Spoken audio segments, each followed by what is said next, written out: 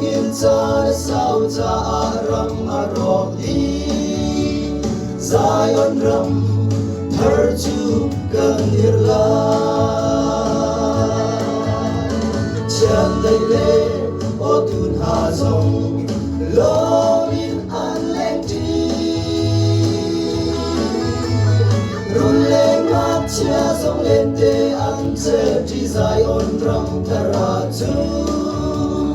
di vật nung ô ngã gần lên la mô Zion phân nu riêng răng in thâu tọa lâu mà gần chuan đi lại na pha a putin lâu mà gần ôn chẳng la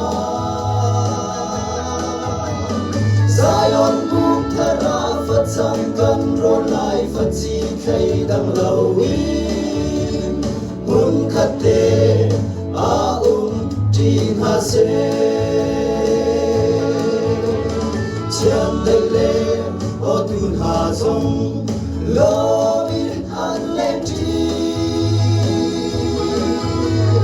run le ngap chia zong len te an che ti Zion ram thara chu ti van nung bo ma kan leng la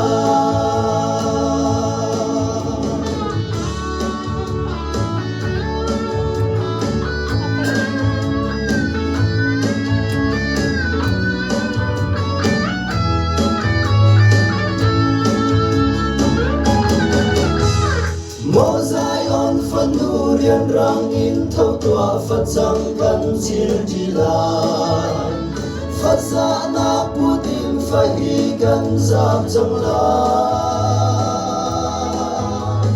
Và hùng kha la đô phải hi kha mây la bê in càng chẳng na xe lâu ngày tu bội ba bia bằng chan dai le o tun ha zong lo mi an len ti run le ngap chia zong len te an che ti Zion ram thara chu ti van nung bo ma kan leng la chan dai le o tun ha zong lo an len ti run le ngap chia zong len te an che ti Zion ram thara chu